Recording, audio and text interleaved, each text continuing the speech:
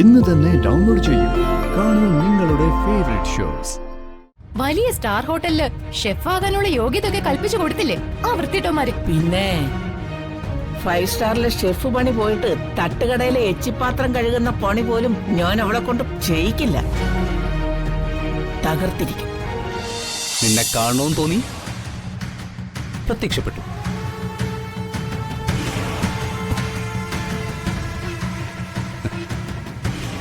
ഇവിടെ ഈ നേരത്ത് എന്നെ നീ തീരെ പ്രതീക്ഷിച്ചിട്ടുണ്ടാവില്ല അല്ലേ?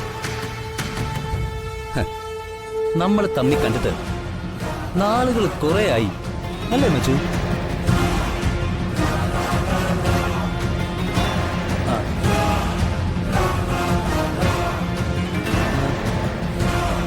അല്ല, ആരാ ഇവരൊക്കെ?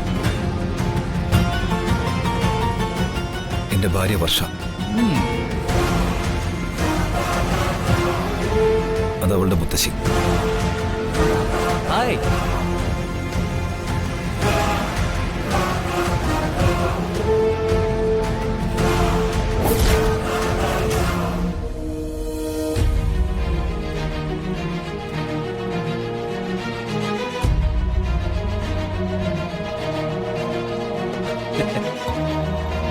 ആഹാ, നിന്റെ കല്യാണം കഴിഞ്ഞോടാ? ഇതെന്റെ കൂട്ടുകാരനാ നിരഞ്ജൻ. വിശദമായിട്ടൊക്കെ വഴിയെ പരിചയപ്പെടാം. ഞാനൊരു വലിയ യാത്ര കഴിഞ്ഞിട്ടുള്ള വരവാണ്. നല്ല ക്ഷീണവും നല്ല വിശപ്പുണ്ട്. ആദ്യം മനസ്സ് തണുക്കനെ ഒന്ന് കുളിക്കണം.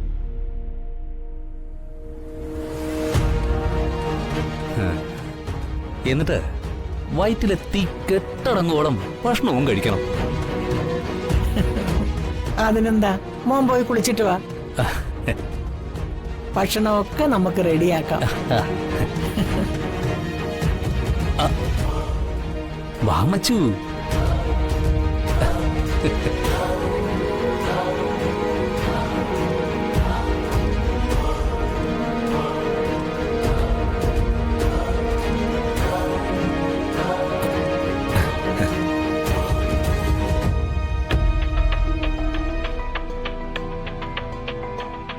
മോളെ, ഇത് ഏത് വകുപ്പിലെ കൂട്ടുകാരനാ? അറിയില്ല അച്ഛമ്മേ, ഞാനും ആദ്യമായിട്ട് കാണുക. എന്തോ എനിക്കിതത്ര ശരിയായിട്ട് തോന്നുന്നില്ല. ഉള്ളിൽ എന്തോ ഒരു ഭയം.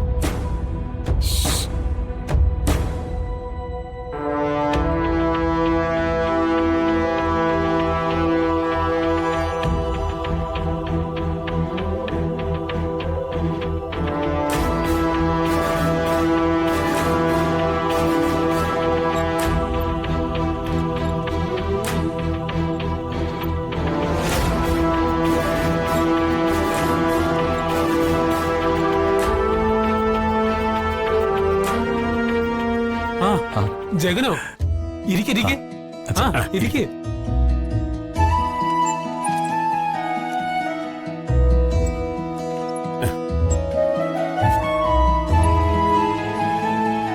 ഇതാണ് ആള്? അതെ, ഇത് വേറെ ആരുമല്ല, എന്റെ ഭാര്യയുടെ അച്ഛനാ. അമ്മായിച്ചന് വേണ്ടിട്ടാണോ വേക്കൻസി തിരക്കിയത്? ആ, അച്ഛൻ ഒരു ഓട്ടോമൊബൈൽ മെക്കാനിക് ആയിരുന്നു. റിട്ടയർ ചെയ്തതിനു ശേഷം വീട്ടിലിരുന്ന് വല്ലാതെ ബോറടിച്ചു.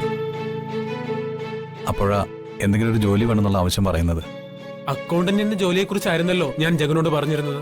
ആ, പക്ഷേ ഇദ്ദേഹത്തിന്റെ പ്രായത്തിന് ഇനി അത് പറ്റുമെന്ന് തോന്നുന്നില്ല. ഓർമ്മ ദശ കൊണ്ടാകാൻ സാധ്യതയുണ്ട്. മാത്രമല്ല, എല്ലാം ഇപ്പോ ട്രാൻസ്ഫറിംഗ് ആണല്ലോ. കൺസ്ട്രക്ഷൻ കമ്പനിയല്ലേ, ലക്ഷങ്ങളുടെയും കോടികളുടെയും ട്രാൻസാക്ഷനാണ് ദിവസവും ഡീൽ ചെയ്യേണ്ടത്. എന്തെങ്കിലും പിഴവ് സംഭവിച്ചാൽ വലിയ ലയബിലിറ്റി ആകും.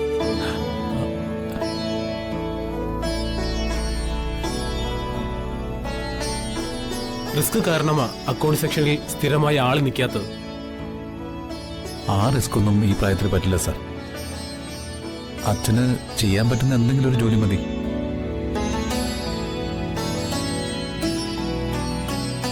പിന്നെ ഒഴിവുള്ളത് ഒരു സെക്യൂരിറ്റിയുടെ വേക്കൻസിയാ.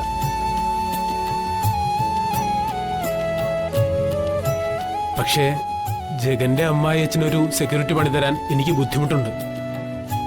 സെക്യൂരിറ്റി പണിയോട് എനിക്കും അത്ര താല്പര്യമില്ല. മോനെ, അതൊന്നും സാരമില്ല. എനിക്ക് താല്പര്യമുണ്ട് സാറേ. ഏത് പണിക്കും അതിൻ്റെതായ അന്തസ്സുണ്ടെന്ന് വിശ്വസിക്കുന്ന ആളാ ഞാൻ. എന്തായാലും ഒരു ജോലി വേണം. സെക്യൂരിറ്റി പണിയാകുമ്പോൾ അധികം അധ്വാനവും വേണ്ടല്ലോ. ഞാനത് ചെയ്തോളാം സാറേ. മോനെ, എനിക്ക് ഈ പണി തന്നെ മതി. എങ്കിൽ പിന്നെ അച്ഛൻ്റെ ഇഷ്ടം തന്നെ നടക്കട്ടെ. തൽക്കാലം സെക്യൂരിറ്റിയായി ജോയിൻ ചെയ്യുക. കുറച്ചുകൂടി മെച്ചപ്പെട്ട പോസ്റ്റ് ഒഴിവ് വരുമ്പോ ജഗന്റെ അമ്മാവനെ അതിലേക്ക് പ്രിഫർ ചെയ്യാം. Thank you sir. മാധവൻ നായരെ കൂടാതെ മറ്റൊരു സെക്യൂരിറ്റി കൂടി ഉണ്ട്. രാത്രിയും പകലുകളിലുമുള്ള ഷിഫ്റ്റുകളിൽ നിങ്ങൾ മാറി മാറി പണിയെടുക്കേണ്ടി വരും. ചിലപ്പോ നമ്മുടെ കൺസ്ട്രക്ഷൻ സൈറ്റിലും ഇവിടെയായിട്ട് നിൽക്കേണ്ടി വരും.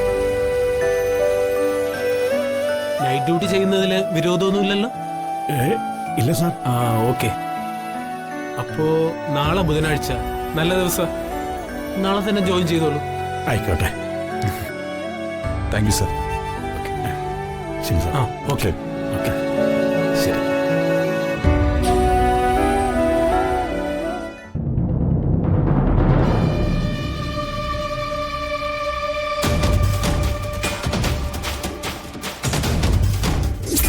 ഒന്നും തിന്ന് തീർത്തേക്കരുത്. പാഴ്സലായിട്ട് അതിഥികൾക്ക് കൊടുത്തു വിടാനുള്ളതാ. വന്ദനെ, കളയാൻ മാറ്റി വെച്ചിരിക്കുന്ന പാത്രം കഴുകാൻ ഉപയോഗിക്കുന്ന പൗഡർ ഇട്ട പനീർ ബട്ടർ ഇവർക്ക് രണ്ടാൾക്കും കൂടി കൊടുത്താലോ?